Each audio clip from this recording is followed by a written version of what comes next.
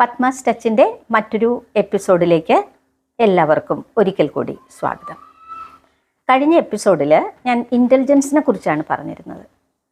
ഇൻ്റലിജൻസുമായിട്ട് ചേർന്ന് പോകുന്ന നമ്മളെല്ലാവരും അറിഞ്ഞിരിക്കേണ്ട മറ്റൊരു വളരെ പ്രധാനപ്പെട്ട ഒരു സൈക്കോളജിക്കൽ കോൺസെപ്റ്റാണ് ഇമോഷണൽ ഇൻ്റലിജൻസ്.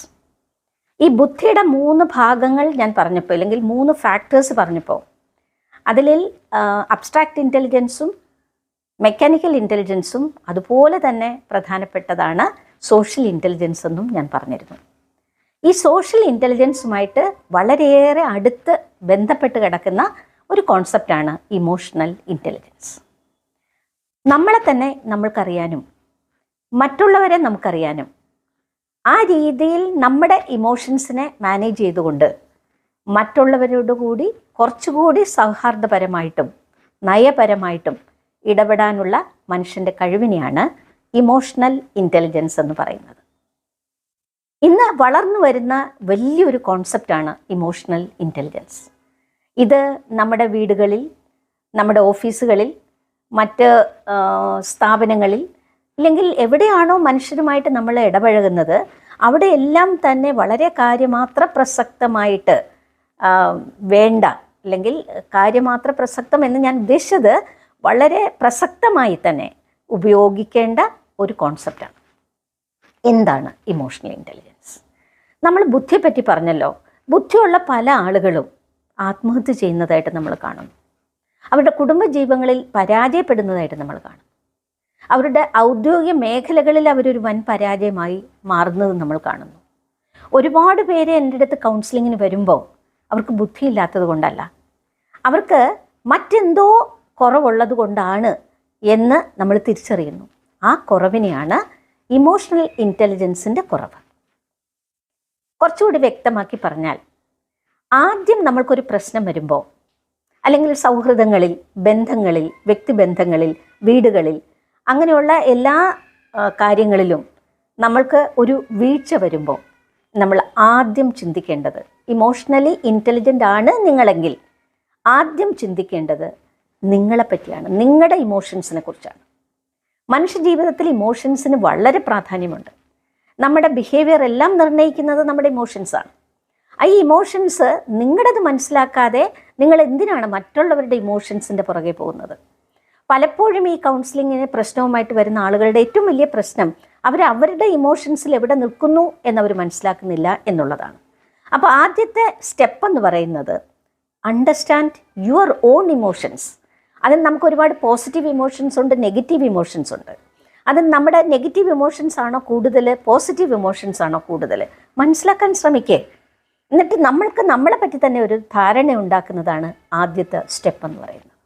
രണ്ടാമത്തെ സ്റ്റെപ്പ് എന്ന് പറയുന്നത് നമ്മളെപ്പറ്റി, നമ്മുടെ നെഗറ്റീവ് ഇമോഷൻസും പോസിറ്റീവ് ഇമോഷൻസും എത്രമാത്രമുണ്ട്, ഏതൊക്കെ കുറയ്ക്കണം, ഏതൊക്കെ കൂട്ടണം. എന്നാൽ നമ്മൾ നമ്മുടെ ജീവിതത്തിൽ സുഖപ്രദമായ രീതിയിൽ ബന്ധങ്ങൾ മെയിൻറ്റെയിൻ ചെയ്യാൻ സാധിക്കുമോ എന്നുള്ള തിരിച്ചറിവ് നമുക്ക് വന്നാൽ നമ്മുടെ ബന്ധങ്ങളെ കുറച്ചുകൂടി നമുക്ക് മാനേജ് ചെയ്യാൻ പറ്റും. അതായത് നമ്മുടെ ദേഷ്യം ഒന്ന് കുറയ്ക്കുക, നമുക്ക് അല്പം അസൂയ ഉണ്ടെങ്കിൽ അതൊന്ന് കുറയ്ക്കുക, നമുക്ക് ഈഗോ ആണോ നമ്മുടെ വീട്ടിലെ പ്രശ്നം, ഈഗോ ഒന്ന് കുറയ്ക്കുക. അതിന് പകരം കുറച്ചുകൂടി പോസിറ്റീവായിട്ടുള്ള ഇമോഷൻസിനെ വർദ്ധിപ്പിച്ചുകൊണ്ട് വരാനായിട്ട് ശ്രമിക്കുക. ഇനി രണ്ടാമത്തെ സ്റ്റെപ്പ്, ഇതേപോലെ നമുക്ക് നമ്മുടെ ഇമോഷൻസിനെ മാനേജ് ചെയ്യാൻ കഴിഞ്ഞാൽ നമ്മൾ കുറച്ചുകൂടെ ഹാപ്പിയാവും. നമുക്ക് നമ്മളെപ്പറ്റി തന്നെ കുറച്ച് നല്ല അഭിപ്രായങ്ങളുണ്ടാകും. We can be very proud of ourselves. അങ്ങനെ വരുമ്പോൾ നമുക്ക് മറ്റുള്ളവരെ കുറച്ചുകൂടി സഹാനുഭൂതിയോടുകൂടി അവരുടെ ഇമോഷൻസിനെ മനസ്സിലാക്കാനായിട്ട് പറ്റും. എന്തുകൊണ്ടാണ് മറ്റുള്ളവരിങ്ങനെ ദേഷ്യപ്പെടുന്നത്? എന്തുകൊണ്ടാണ് നിങ്ങളുടെ ഭർത്താവ് ചിലപ്പോൾ അദ്ദേഹത്തിൻ്റെ ജോലി സ്ഥലത്തെ പ്രശ്നങ്ങൾ വീട്ടിൽ വന്ന് ഒരു ഷൗട്ടിങ്ങിലൂടെ അല്ലെങ്കിൽ ദേഷ്യത്തിലൂടെ കാണിക്കുന്നത്? നിങ്ങൾക്ക് മനസ്സിലാക്കാൻ പറ്റണം. എൻ്റെ ഭർത്താവിന് സ്നേഹക്കുറവല്ല, പക്ഷെ അദ്ദേഹത്തിൻ്റെ ഒരു രീതി ഇങ്ങനെയാണ് എന്ന് മനസ്സിലാക്കാൻ നമുക്ക് പറ്റണം. എൻ്റെ ഭാര്യയുടെ ഗുണങ്ങൾ മനസ്സിലാക്കി കുറച്ചുകൂടി ബെറ്ററായിട്ട് പെരുമാറാൻ പറ്റണം എന്ന് ഭർത്താവ് മനസ്സിലാക്കണം.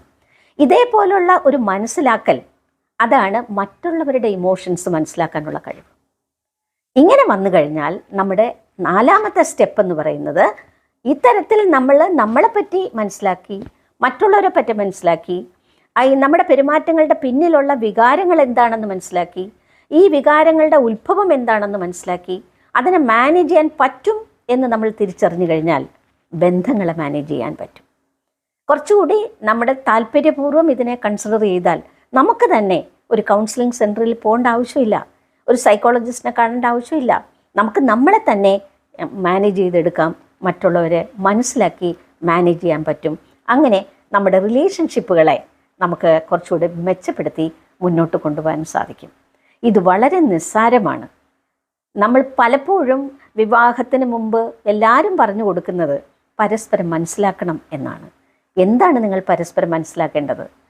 ശരിക്കും പറഞ്ഞാൽ മറ്റുള്ളവർ പെരുമാറുന്നതിൻ്റെ പിന്നിൽ കിടക്കുന്ന അല്ലെങ്കിൽ ഒളിഞ്ഞു കിടക്കുന്ന ആ വികാരങ്ങളെ, അല്ലെങ്കിൽ എന്തുകൊണ്ട് അവരങ്ങനെ പെരുമാറുന്നു എന്ന് മനസ്സിലാക്കി കഴിഞ്ഞാൽ പ്രശ്നം തീർന്നില്ലേ? ഒന്ന് ശ്രമിച്ചുകൂടെ?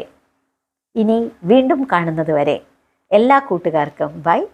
ഇതുവരെ സബ്സ്ക്രൈബ് ചെയ്യാത്തവർ ഒന്ന് സബ്സ്ക്രൈബ് ചെയ്യണം.